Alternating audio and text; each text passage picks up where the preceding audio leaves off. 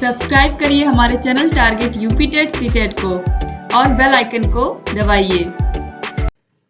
Hello friends, स्वागत करती हूँ मैं आप सभी भावी अध्यापक एवं अध्यापिकाओं का आपके अपने channel target UP TET CTET में। दोस्तों, आज की इस वीडियो में हम देखेंगे आप लोग के डीएलएड सेकेंड सेमेस्टर का हिंदी विषय का सिलेबस। दोस्तों, हिंदी विषय के सिलेबस में कौन कौन सी चीजें, कौन कौन से टॉपिक आपको पढ़ने हैं, ये जानना आप लोगों के लिए बहुत जरूरी है, क्योंकि हिंदी विषय 25 नंबर का आता है और यहाँ पर आप बहुत ही थोड़ी सी चीजें आपको पढ़नी होती है हिंदी विषय में और आप आसानी से हिंदी विषय में नंबर ले आते हैं। तो यहाँ पर आपको सिलेबस भी बहुत ही छोटा है, तो यहाँ पर मैं आप लोगों को अच्छे से सारा कंटेंट समझा देती हूँ। आप लोग ध्यान से शुरू से लेकर के अंत तक देखिएगा वीडियो, क्योंकि वीडियो बहुत लंबा नहीं है। बस हिंदी में आपको क्या क्या पढ़ना है ये जानना आप लोगों के लिए बहुत जरूरी है। देखिए, सबसे पहले कहानी तो आप लोग को वैसे भी बहुत पसंद होती है। लोक कथा, रोचक प्रसंगों को ध्यानपूर्वक सुनना व याद करना। कितना इजी है देखिए पहला लेसन जो आपका है, जो आपको हिंदी विषय में पढ़ना है, क्योंकि आप सभी लोगों को पता है कि आपको आगे चल करके प्राइमरी में बच्चों को पढ़ाना है। आप लोग डीएलएड कर रहे हैं, तो आप लोगों को बच्चों को कहानी, लोक कथा किस तरीके से उसको रोचक बना करके बच्चों को सुनाना है, और वही चीज आपको अभी से सीखनी है। अब देखिए, परिवेशीय विषयों, सामाजिक घटनाओं, स्व अनुभवों पर चर्चा। ये बहुत जरूरी है कि आप अपने जीवन के अनुभवों, सामाजिक घटनाओं के विषय में लिखें, अपने परिवेश के विषय में लिखें, ताकि आप लोगों को लिखने की हैबिट हो जाए, आप लोगों को किसी भी घटना का वर्णन कैसे करते हैं इसके बारे में जानकारी हो जाए। तो इसीलिए यहाँ पर ये चैप्टर भी आप लोगों के लिए यहाँ पर आप लोग के सेकेंड सेमेस्टर में दिया हुआ है हिंदी के सिलेबस में। इसके बाद गद्य व पद्य के अंशों को शुद्ध उच्चारण, लय एवं उतार चढ़ाव के साथ पढ़ना बोलना। दोस्तों, गद्य और पद्य, गद्य का मतलब जैसे मान लीजिए कोई कहानी लिखी गई है हिंदी में, आपने उसको पढ़ दिया, वो गद्य हो गया। लेकिन जो पद्य होता है वो कविता के रूप में लिखा होता है, दोहे के रूप में लिखा होता है, छंद के रूप में लिखा होता है, चौपाई के रूप में लिखा होता है, जिसको आपको लय और ताल के साथ, क्योंकि उसमें रस छंद अलंकार होते हैं, तो इस तरीके से आपको पढ़ना होता है। और गद्य ऐसा नहीं, गद्य में कुछ नहीं करना होता, गद्य में भी पूर्ण विराम, अर्ध विराम और अल्प विराम, प्रश्नवाचक चिन्ह, विस्मयादिबोधक चिन्ह, इन सभी का विशेष ध्यान रखना पड़ता है। जहां पे वाक्य खत्म हो वहां पर पूर्ण विराम, थोड़ा रुकना होता है। तो इन सभी को सही तरीके से इनका शुद्ध उच्चारण, लय एवं उतार चढ़ाव के साथ पढ़ना बोलना किस तरीके से आपको ये सब आना चाहिए, इसके विषय में आप पढ़ेंगे। इसके अलावा स्वतंत्र मौखिक एवं लिखित अभिव्यक्ति। मौखिक का मतलब आप सभी लोगों को पता है, मुख से बोल करके अपने बातों को कहना, और दूसरा है लिखित, लिख करके अपनी बातों को कहना। किस तरीके से आप लिख करके, जैसे आप अपनी बातों को, मान लीजिए आपने किसी के पास फोन किया, आज तो स्मार्टफोन का जमाना है, आप फोन कर लेते हो। और लिखित अभिव्यक्ति, लिखित के लिए भी आपके पास ऑप्शन है, आप मैसेज कर लेते हो, लेकिन पहले के समय में लोग चिट्ठियां लिखते थे। तो किस तरीके से वो अपने भावों को, अपने मन के भावों को लिखित यानी कि किस तरीके से वो चिट्ठी में लिखते थे। तो इस तरीके से आप टीचर बनने जा रहे हैं, तो आपको मौखिक अभिव्यक्ति और लिखित अभिव्यक्ति आपको अच्छे से करने आती है। तो ये आपको इसमें सीखना है हिंदी विषय में सेकेंड सेमेस्टर में। इसके बाद देखिए, स्वरानुसार गद्य पद्य में शब्दों, वाक्यांशों, विराम चिन्हों एवं समान ध्वनियों को समझना।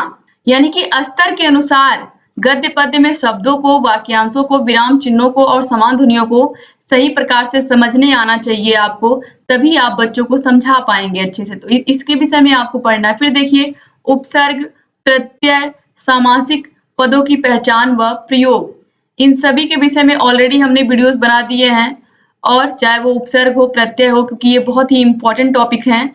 अब इसके बाद दोस्तों देखिए, हिंदी में ये आपका हिंदी ग्रामर से क्वेश्चन आ रहा है। इसके बाद देखिए, संज्ञा भी हिंदी ग्रामर में ही आता है, यानी कि व्याकरण में संज्ञा, सर्वनाम, क्रिया विशेषण, वचन, लिंग तथा काल को पहचानना। यानी कि आपको संज्ञा, सर्वनाम, क्रिया विशेषण, इन सभी के परिभाषाएं याद होनी चाहिए, इन सभी के एग्जाम्पल्स आपको पता होने चाहिए, और इन सबको मैं बहुत ही अच्छे से आपको इजी वे में बताऊंगी।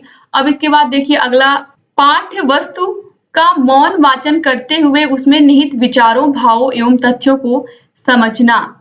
इसका मतलब आप सभी लोग को पता है मौन वाचन का मतलब क्या होता है। मैंने फर्स्ट सेमेस्टर में बहुत बार ये रिपीट किया है कि सस्वर वाचन और मौन वाचन क्या होता है। सस्वर वाचन का मतलब जो टीचर क्लास में पढ़ाते हैं बोल बोल करके, और मौन वाचन का मतलब है जो आप अपने मन में पढ़ते हो। मान लीजिए कोई चीज यहाँ पर लिखी हुई है, आप उसको बोल कर नहीं पढ़ रहे हो, यहाँ पर जो भी चीज लिखी हुई है आप उसको अपने मन में पढ़ रहे हो, तो मन में पढ़ने का मतलब मौन वाचन। तो मन से मौन याद रख सकते हैं आप लोग। पाठ्य वस्तु का मौन वाचन करते हुए किस तरीके से आप उसमें निहित विचारों को समझ रहे हैं, भावों को समझ रहे हैं, उसके तथ्यों को समझ रहे हैं, ये भी आपको सीखना है। इसके बाद देखिए, शिक्षक के निर्देशानुसार छोटे-छोटे वाक्य लिखना, ये किस तरीके से आप वाक्य बनाते हैं, इन सभी के बारे में आपको प्रैक्टिस करनी है। फिर है औपचारिक, अनौपचारिक पत्र लिखना।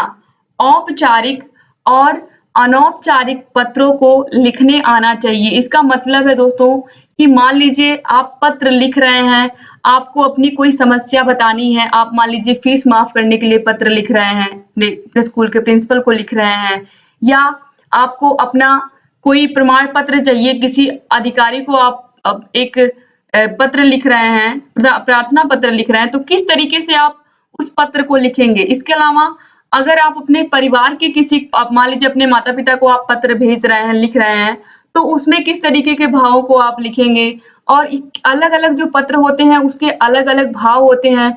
किस प्रकार के जो पत्र होते हैं उसमें किस तरीके से संबोधन किया जाता है।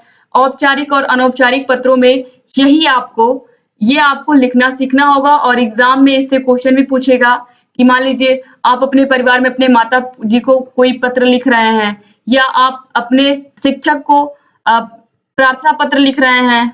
जैसे मेनली छुट्टियों के लिए प्रार्थना पत्र बच्चे लिखते हैं, लेकिन बहुत बार किसी और भी कोई और भी समस्या हो गई तो उसके लिए भी प्रार्थना पत्र लिखते हैं।